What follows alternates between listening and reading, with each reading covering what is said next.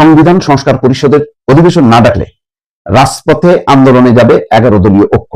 তারা বলেছে যে এটা সংবিধান সংস্কার পরিষদের অধিবেশন ডাকতে হবে জুলাই সনদ বাস্তবায়নের জন্য।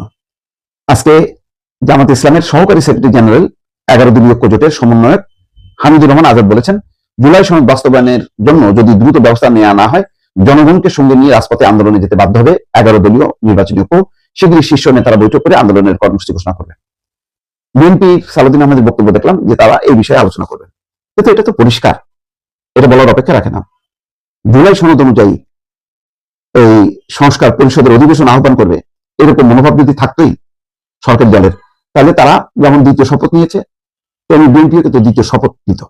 তারা সেই শপথ নেয়নি। অর্থাৎ বিএনপি চলতে চায় সংবিধান অনুযায়ী, যে সেখানে বিভিন্ন বিষয়ের যে সংস্কার প্রস্তাব আছে তারা তাদের দলের যে সংস্কার প্রস্তাব আছে সেটা তারা ইমপ্লিমেন্ট করতে চায়।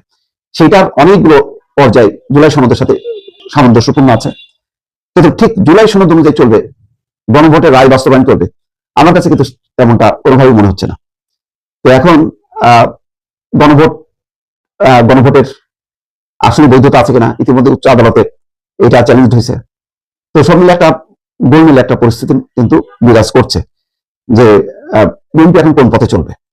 বিএনপির যে পথ যেভাবে চলতে চায় আর 11 দলীয় জোট অর্থাৎ জামাত এনসিপি যেভাবে চলতে চায় দেখা যাচ্ছে সম্পূর্ণ একটা ভিন্নতা আছে।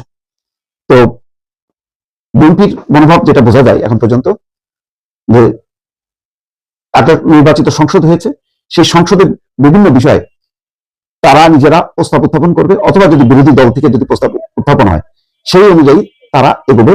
সেখানে সংস্কার প্রস্তাবের কিছু অংশ তারা বাস্তবায়ন করবে, সবগুলো বাস্তবায়িত হবে এইটা কিন্তু মনে হচ্ছে না, এটা পরিষ্কার। বিএনপির আর একটা জিনিস পরিষ্কার, যে দেখেন ইউনূস সরকারের কোনো বিষয় নিয়ে তাদের কিন্তু কোনো রকম হাত ডাক নেই, যে বিগত 18 মাস তারা একটা অসাধারণ সরকার ছিল এবং সেই সরকারের ধারাবাহিকতা তারা রক্ষা করবে তা না।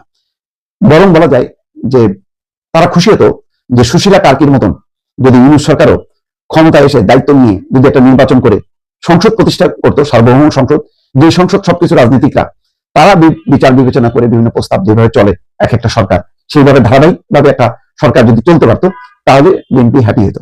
কিন্তু আমি দেখলাম যে সংসদের উদ্বোধনী অধিবেশনে ডক্টর মোহাম্মদ ইউনূস আসলেন একেবারে নিঃসঙ্গ, কেউ তার দিকে হাত বাড়ালো না, কংগ্রাচুলেট করলো না, তাকে অভিনন্দন জানালো না, একেবারেই তার মতন করে সে বসে থাকলো। তারপর কিছুক্ষণ পরে তিনি চলে গেলেন এবং সমস্ত টেলিভিশনে একবার কি দুবার তাকে ফোকাস করা হলো, কিন্তু খুব একটা উৎসাহ উদ্দীপনা সরকারি দলের পক্ষ থেকে সেটা কিন্তু দেখা গেল না। মোট কথা ইউনূস সরকারের দিকে কেউ কিন্তু ফিরেও তাকালো না।